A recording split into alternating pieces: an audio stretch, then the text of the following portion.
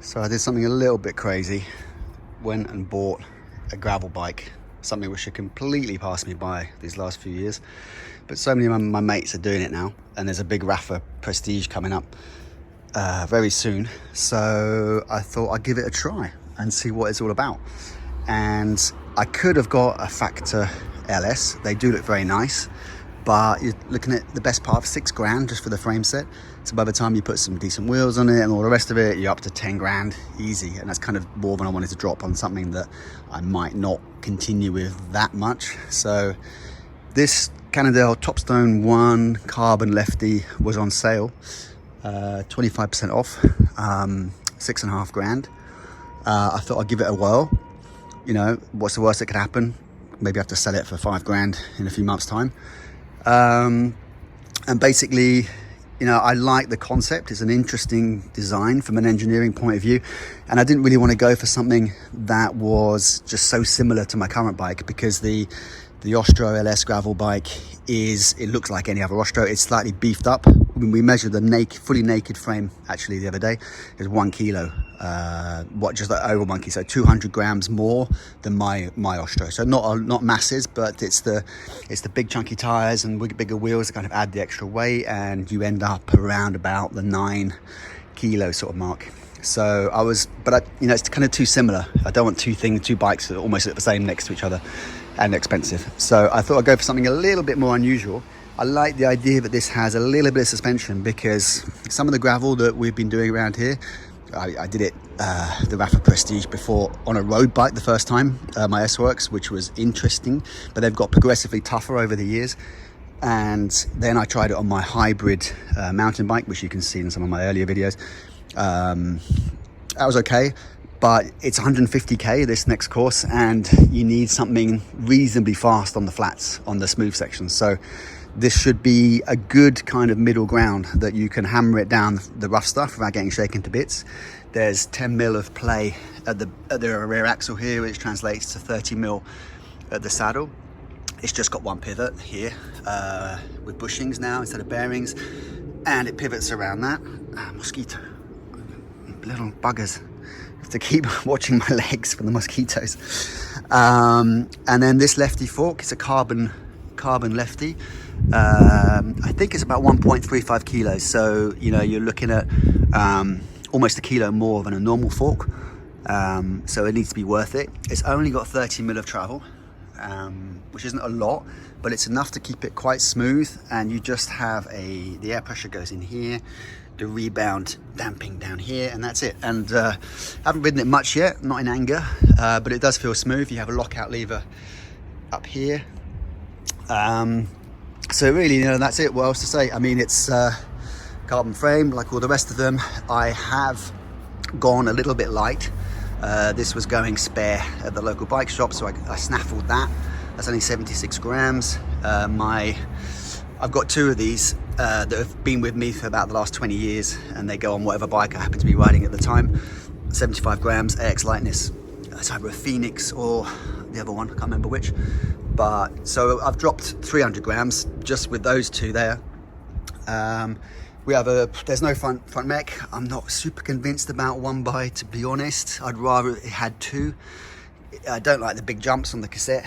It's a massive cassette. It's probably super heavy as well. But you know, we'll see. I did pedal it out to about 55 kilometers an hour down a hill, which is enough.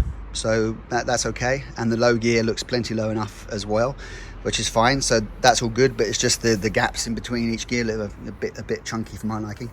There's a kind of weird battery thing going on here. I've just taken the cover off. I need to put something over that. I'm going to be using that really. And the rest is, you know, standard SRAM force. The brakes are good, they're strong, they don't rub. Left is upper gear, right is down a gear. That's it, very simple. I've got my Dura-Race pedals on it. So let's see what it weighs. And to do that, we need to see what I weigh. And I'd like to point out, I did have a bit of a party last night. Plenty of alcohol, 66.9. That's about a couple of kilos over what I should normally be. 66.9, and this is 76.2. So what's that? 9.3 kilos, which is not too bad, given that we've got the front suspension, which is quite chunky. I mean, this is pretty massive bit of stuff here. They apparently they say it's more stiff than their normal twin-bladed fork. So given that, that's not too shabby. You know, I could drop another 100 grams on the seat post. Where else could we lose some weight? The handlebar, drop at least 100 grams on that. So you could probably get it below 9 kilos without too much trouble. Some lighter discs, a lighter cassette. Yeah, so that's not too bad. You know, a bit of extra weight. It does feel very solid, super stiff. You know, it feels built like a tank. You know, there's absolutely no rattles, no creaks or anything. It's super quiet, super smooth, super everything. So this is going to be ridden tomorrow, Rafa Prestige. Got to get up bright and early, and let's see how it goes. Okay, bike's on board. Cathedral, red light, and we're off. Good coffee, very nice coffee. It's just gone 8. The first teams have just left. We're going at 8:26, which means we are 14th, ranked 14th out of 42. Not sure about that, but we'll see. It's only 10 degrees, freezing. Farmer, it was 16. Chilly up here, but it will soon warm up when the sun gets out. Right, here's the team. We've got Tony. That bit of tape is in case we need to stick something up together. Renier on a Canyon. Pete on a Topstone like me. With the right shoes on now. He's got the right shoes on. He set off with trainers on. Last minute change.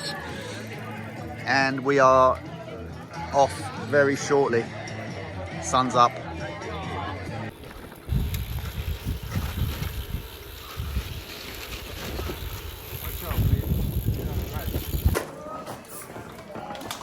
Okay, first speed stop, 45k in.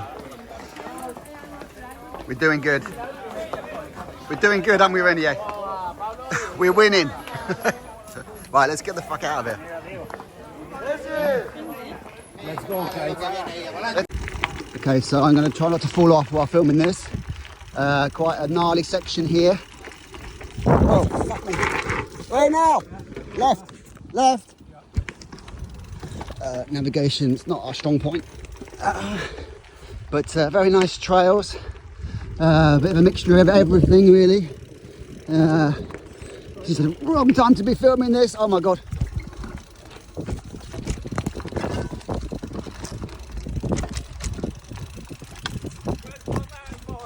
What the fuck? Where are we? Here, no? What the fuck? I can see tyre trails. Right, I'm putting my phone away. That's it, go. The cyclists, they're not bad.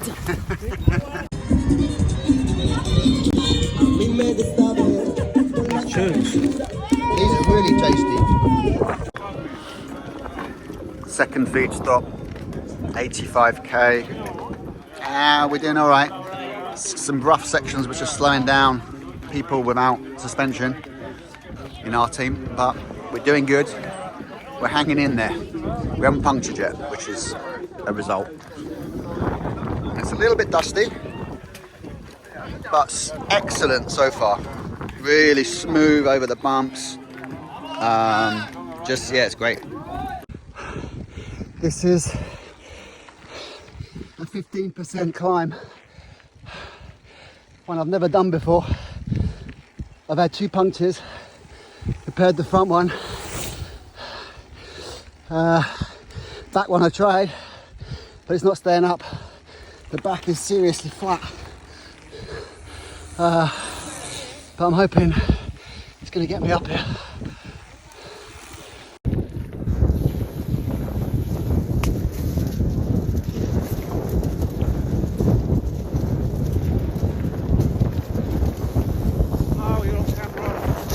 So we're here, it's all over. Beers and barbecue.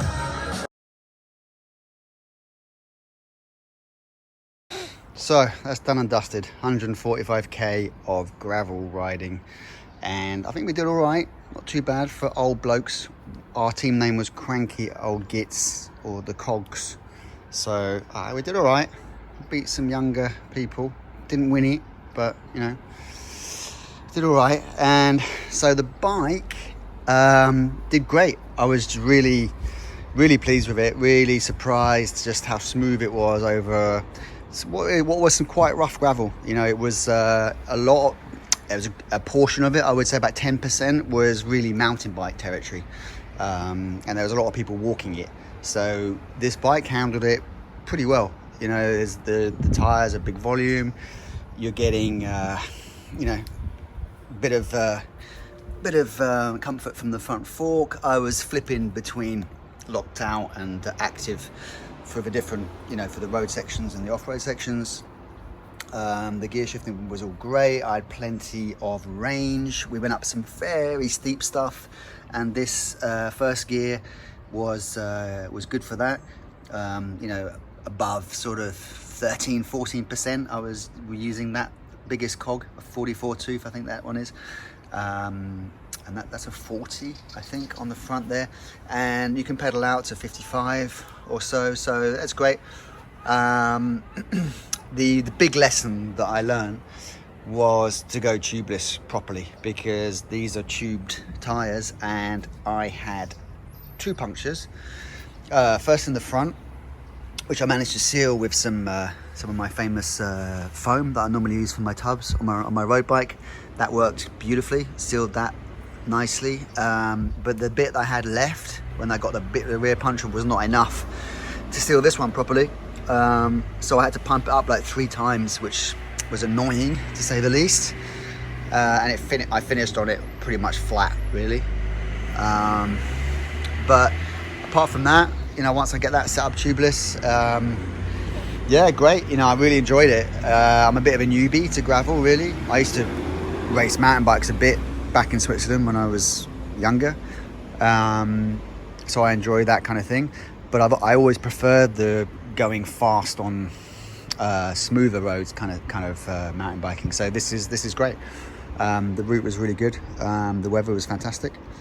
So yeah, I need to clean it up and think about the next ride.